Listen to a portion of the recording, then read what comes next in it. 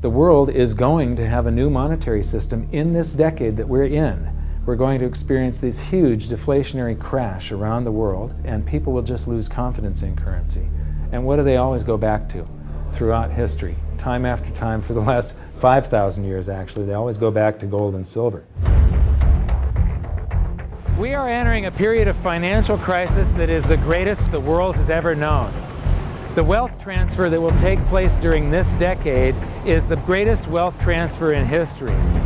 Wealth is never destroyed, it is merely transferred, and that means that on the opposite side of every crisis there is an opportunity. The great news is that all you have to do to turn this crisis into your great opportunity is to educate yourself. I believe that the best investment that you can make in your lifetime is your own education. Education on the history of money, education on finance, education on how the global economy works, education on how all of these guys, the central bankers, the stock market, how they can cheat you, how they can scam you. If you learn what is going on and how the financial world works, you can put yourself on the correct side of this wealth transfer. Winston Churchill once said that the further you look into the past, the further that you can see into the future. This program is all about creating your own crystal ball, being able to gaze into the future, being able to change this crisis, the greatest crisis in the history of mankind, into your great opportunity.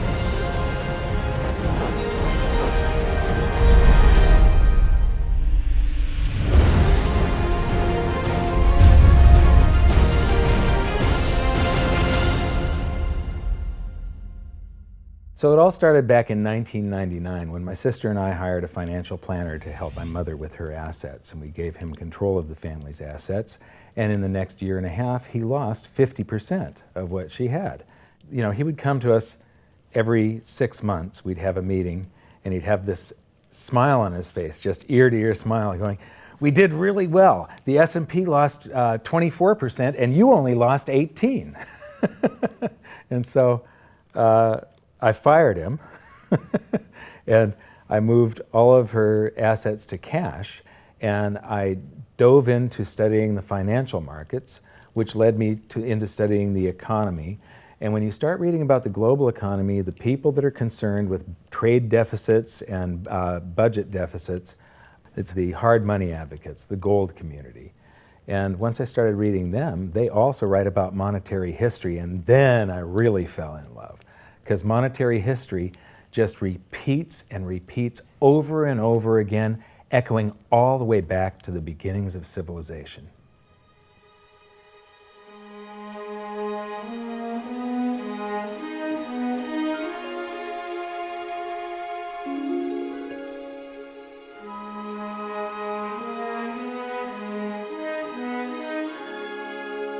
Gold and silver have been the predominant currencies for about 5,000 years, but it wasn't until somewhere between 680 BC and 630 BC that they became money. That's when they were minted into coins of equal weights somewhere in Lydia, where each coin was the same size and had the same weight. This made them interchangeable. It's called fungible. At that point, they became useful as a unit of account, a measurement. You could price a good or a service in those gold or silver coins in a certain number of them. And it was always the same for anybody whenever they were buying that good or service.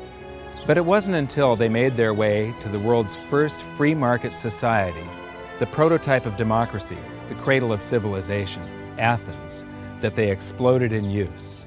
Suddenly, money found its natural home, the free markets. Athens was the first society to have a working tax system and free markets. This enabled them to rise to the pinnacle of civilization. Their prosperity allowed them to create great works of art and achieve a level of architecture and engineering that the world had not yet seen. Here we are 2,500 years later, and people are still in awe of their achievements.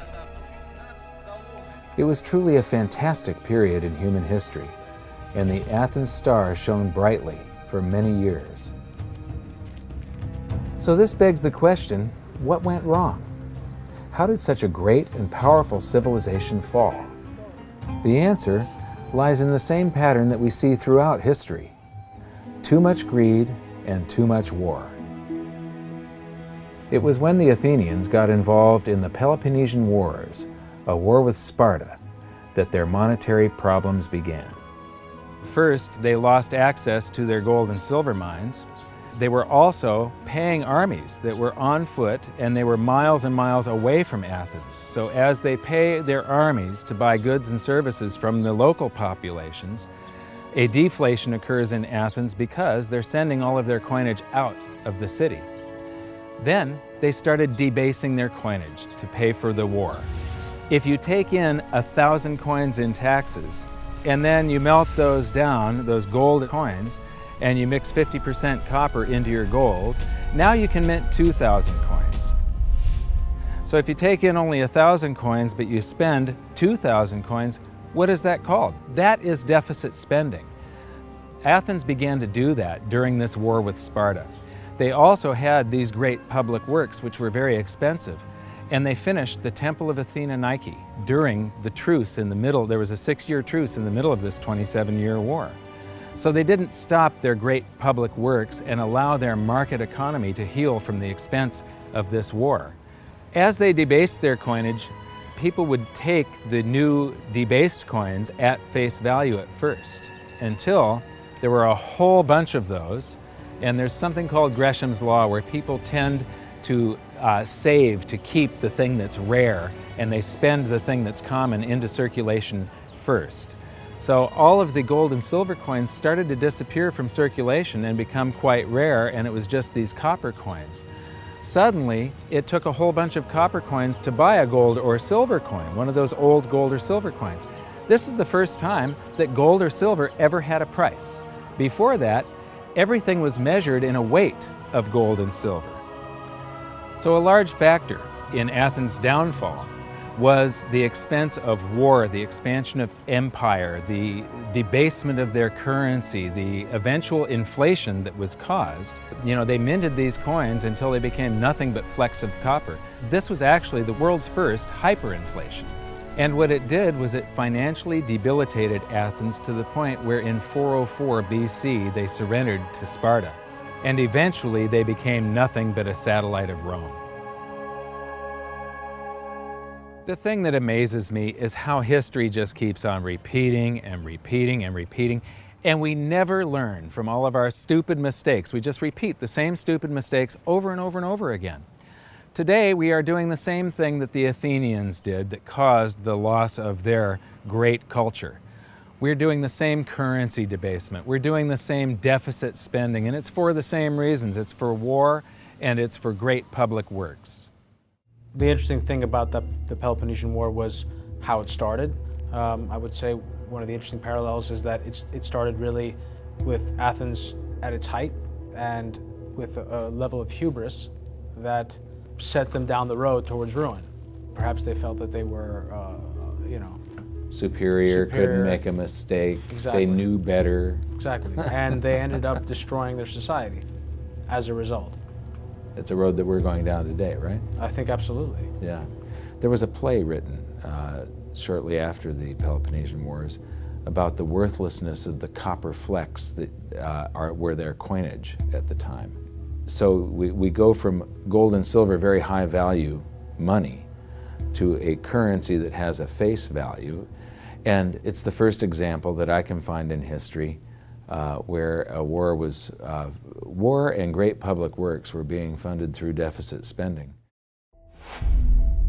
What you've just seen is the first recorded example of one of the most predictable hidden secrets of money, the 7 stages of empire. It's a long-term cycle that echoes throughout history right to this very day and is basically a societal pendulum that swings from quality money to quantity currency and back again to quality money. It always plays out in 7 stages. It always ends with gold delivering a knockout blow to debased currencies. And it goes like this. Stage 1. A country starts out with good money, which is either gold or silver, or it's backed by gold or silver. Stage 2. As it develops economically and socially, it begins to take on more and more economic burdens, adding layer upon layer of public works. Stage 3. As its economic affluence grows, so does its political influence, and it increases expenditures to fund a massive military. Stage 4. Eventually, it puts its military to use, and expenditures explode. Stage 5. To fund the war, it steals the wealth of its people by debasing their coinage with base metals, or by replacing their money with currency that can be created in unlimited quantities. Stage 6. The loss in purchasing power of the expanded currency supply is sensed by the population and the financial markets, triggering a loss of faith in the currency. Stage 7. A mass movement out of currency into precious metals and other tangible assets takes place. The currency collapses, and gold and silver rise in price as they account for the huge quantity of currency that was created. This process transfers massive wealth to those who had the foresight to position themselves beforehand in real money, gold and silver. You know, our monetary system basically steals from the poor and middle class and transfers the wealth to the banks. We see this throughout history, and it's just repeating over and over again. What's happening in Greece right now is basically the same thing that was happening back in 407 BC. The deficit spending to fund all of these public works and the debasement of their currency supply caused them to become nothing but a satellite of Rome. Today, they're becoming nothing but a satellite of the banks. Well, the idea of Gresham's law is simply that people are going to hold on to what's value and spend what isn't valuable. Way back in my youth, I was 11 years old when we went from a silver-based monetary system to a purely fiat system. People saw that silver was money, they got used to it, they didn't really think about it. And in 1965, under President Johnson, he basically said, well, silver's too valuable to be money. We're going to just start putting out these substitutes, which were what we call cupro-nickel coins. They were nickel, they were copper plated with nickel at the time. And of course, the metal value was far less. And I understood that as a kid, and yet very few adults really seemed to get the idea of what was really going on. There were a few, and it only takes a few. And of course, the Gresham's law took effect, so the currency came out of circulation rapidly. It's very interesting to me, knowing monetary history fairly well, is they're always, put out in silver-looking or gold-looking form. I mean, in most cases, you'll have, in fact, they look rather interesting. I mean, some of them are like silver on the inside and gold on the outside. With the look, they have no value at all, really, other than melt value of pot metal. To me, it's sort of at a subconscious level. Why are they making them gold-colored? Why are they making them silver-colored? I think there's an inherent knowledge in the human species that knows that gold and silver have value. So if they look in their pocket and they see something gold-colored or silver-colored, it gives them kind of a warm, fuzzy feeling. And it's like, oh yeah, but there's no value in these coins, really.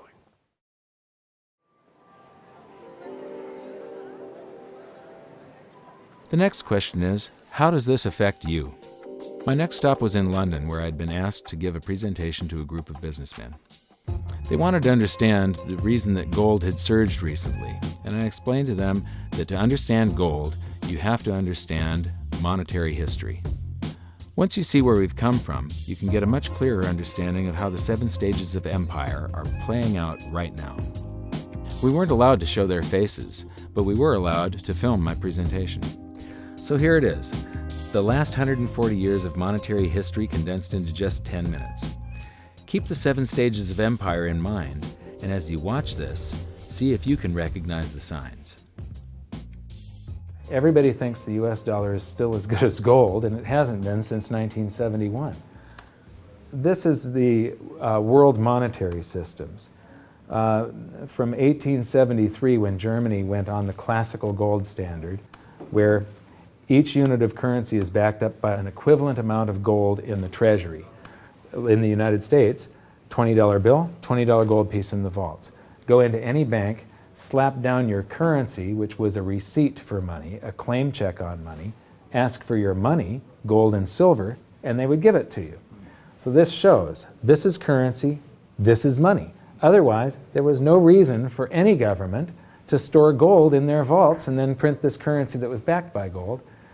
This is what gives confidence in that, and it gives governments the ability to start this scam in the first place, where they print these receipts for gold, and then they can print more of them than gold that exists. And that happened when we got to World War I, and all the combatants stopped redemption rights. You could no longer go in the bank and trade your pounds, lira, marks, francs, no longer redeemable in gold, and they lit up the printing presses and started printing like crazy. Then between the wars, they went on something called the gold exchange standard, where currencies would be backed partially by gold.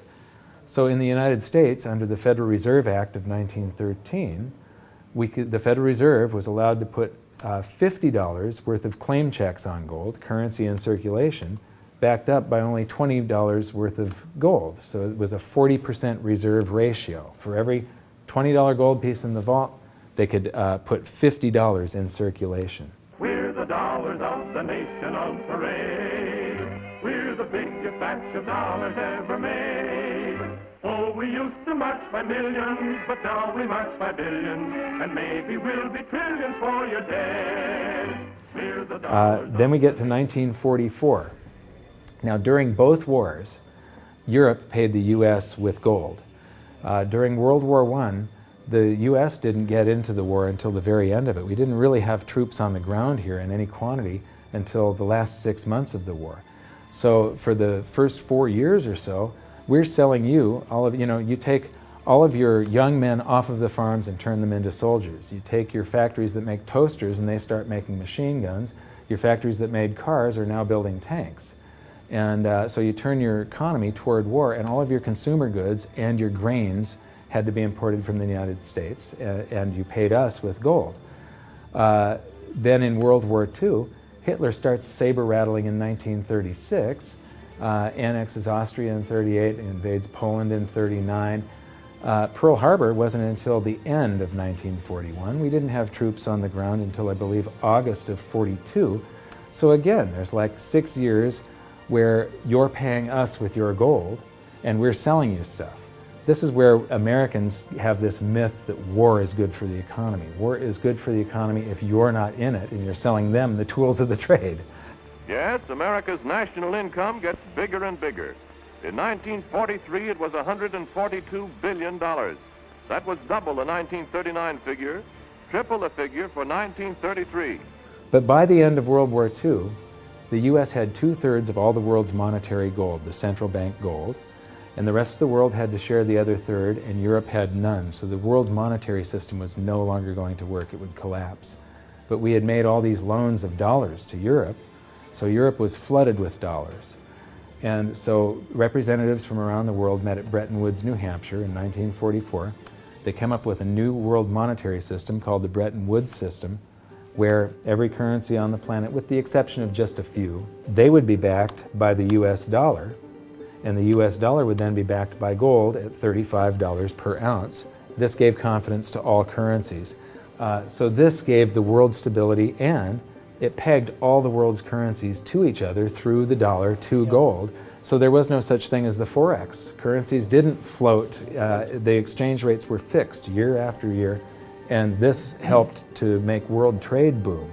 Then the dollar standard starts because we kept on printing dollars. Under the Bretton Woods system, there was no reserve ratio established where the US actually had to have a certain amount of gold for how many dollars we created. So we had done a bunch of deficit spending for Korea, for Vietnam, for Johnson's Great Society, and expanded the currency supply, the amount of paper dollars in circulation, and exported them all over the world. And then in the 60s, Charles de Gaulle, president of France, realizes that we don't have the gold to back up the dollars. Le fait que beaucoup d'États acceptent par principe des dollars au même titre que de l'or entraîne les Américains à s'endetter, et à s'endetter gratuitement vis-à-vis de l'étranger, car ce qu'ils lui doivent, ils le lui payent avec des dollars qu'il ne tient qu'à eux d'émettre. Nous estimons nécessaire que les échanges internationaux soient établis comme c'était le cas avant les grands malheurs du monde, sur une base monétaire indiscutable et qui ne porte la marque d'aucun pays en particulier. Quelle base? En vérité, on ne voit pas qu'il puisse y avoir réellement de critères, d'étalons autres que l'or. And he starts asking, France asks for their gold and trades in the dollars. And at that point, other countries saw this and start jumping on board. And the US lost 50% of its gold from 1959 to 1971, but we still had in 71 about 12 times more dollars that we had created than there was gold. And this run on the bank, basically, the US now being the bank, this is a giant worldwide bank run, because the US, for the second time, had committed a fraud and created more receipts for gold than there was gold. It's that simple. Then finally the markets sort of sensed this, and Nixon was forced to take us off the gold standard, because if he had paid out gold until it got to zero, once we couldn't pay on some of those dollars, the entire worldwide monetary system would have collapsed. I have directed Secretary Connally to suspend temporarily the convertibility of the dollar into gold or other reserve assets, except in amounts and conditions determined to be in the interest of monetary stability and in the best interest of the United States. In full cooperation with the International Monetary Fund and those who trade with us, we will press for the necessary reforms to set up an urgently needed new international monetary system. And on August 15th, 1971, all the world's currencies became fiat currency. I don't know why the rest of the world didn't rush out and hang him, but they didn't. They just all went along with this. To our friends abroad, I give this assurance. The United States has always been and will continue to be a forward-looking and trustworthy trading partner. There have been thousands upon thousands upon thousands of fiat currencies throughout history, and there isn't one that survived. It is a 100% failure rate. And we started this experiment where all the world's currencies would be fiat currencies simultaneously in 1971. But what we have here, 30 to 40 years, different monetary system, 30 years, 28 years, 39 years plus, what's next? The world is going to have a new monetary system in this decade that we're in. We're going to experience this huge deflationary crash around the world. The world will probably end up on some sort of new monetary system, probably after governments try and print their way out of this and cause hyperinflations of all the currencies, and people will just lose confidence in currency. And what do they always go back to throughout history? Time after time, for the last 5,000 years actually, they always go back to gold and silver. In a world of floating currencies, and that's what all national currencies are today, they bob up and down relative to each other, but they're all sinking relative to gold. That includes the dollar as well as the euro and the British pound and all the others. They're going to continue to lose value, continue to lose purchasing power. Personally, I don't think there's any way of avoiding what is coming. There's no way to fix it right now. There's only a way to either let it wipe you out or to benefit from it. And I want to make sure that it's not just a few of the big investors in the world that are ending up with all the cookies. I want to make sure that there's as many small investors as possible that are benefiting from it, because that's what makes society run. Middle class, small investor. One of the biggest challenges for human beings is that physiologically we are designed to operate in recency. You know, the fight or flight response is literally in my cells, literally. And so that when I'm in the wild, it's about I need to look for something to eat or make sure I don't get eaten. And how that translates into the modern world is that we think only about what's happening immediately in front of us. And so we think a long time is last week. In the world of YouTube and Facebook and instant messaging, we think 3 seconds is a long time. Like, did you get the post already? I already posted it.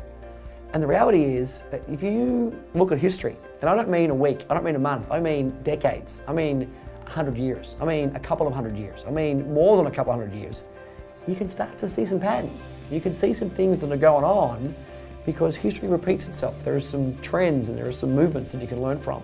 And you literally have to go outside of your human instincts to look at history, because we just want to focus on right now, because as I said, that's about either eating or being eaten.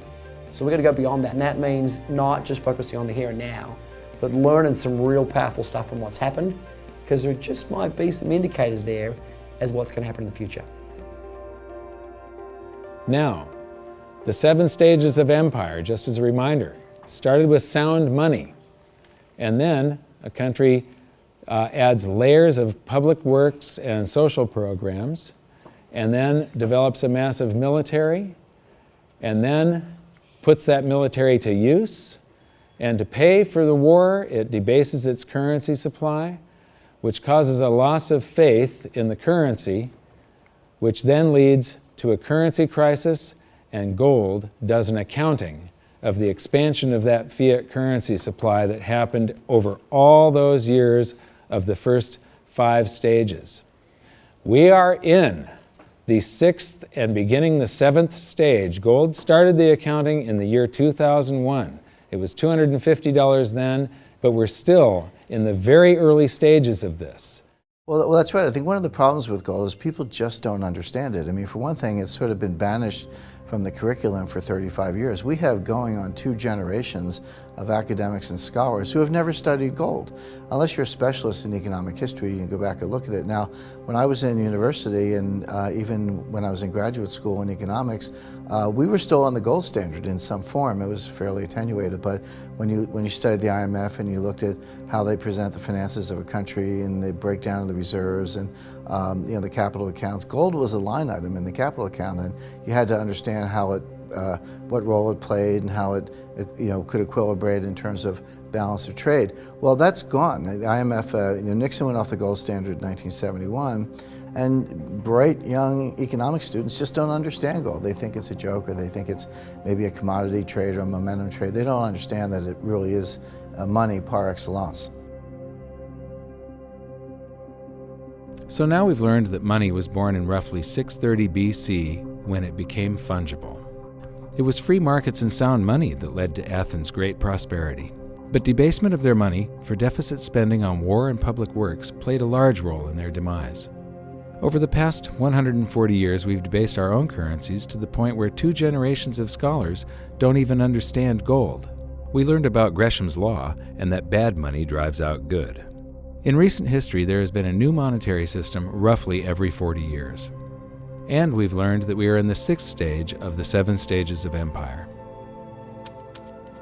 So that's it for this episode. Join us next time when we learn more about the chaotic state of the US dollar standard and how it's going to affect you no matter where you live on the planet. When I wrote my book, I said that we're coming into an era that is going to be the greatest wealth transfer in the history of mankind. Therefore, it's the greatest opportunity in the history of mankind. I've made it my mission to help as many people as possible get through this crisis and to come out on the best side of the wealth transfer. I've just finished filming an exclusive presentation titled How the 7th Stage Will Unfold, where I detail what I'm doing personally to prepare for a range of scenarios. It's available at hiddensecretsofmoney.com as part of your free information toolkit. So my challenge to you for this episode is to try and find a single example in all of monetary history of a crisis that was brought on by too much deficit spending, too much debt, and too much currency debasement being solved by more deficit spending, more debt, and more currency debasement. Until then, good luck, and I'll see you at the bonus presentation at hiddensecretsofmoney.com. Thanks. You bet. There is no other side. You either silver and gold or you're doomed. That's exactly the way the world is always working. That's the way it's working right now. Turn on the television, watch with the price of gold. Look at the dollar going down. Gold's going up, silver's going up. That's exactly the way it's always worked, and it's always worked that way, and it's working that way now. And why is anyone surprised? Why is it? I'm surprised it's always worked like that. For the past 5,000 years. That's right. 5,000 years in a row, it's worked exactly that way. It's happening that way now. And ooh, wait a minute here. Weird. Beyond weird. Mike Maloney's Hidden Secrets of Money is made possible by the clients of goldsilver.com. Your continued loyalty and support allows us to educate the public on how to both protect themselves and benefit in the turbulent times ahead. To all goldsilver.com customers, thank you. Hidden Secrets of Money would not be possible without you.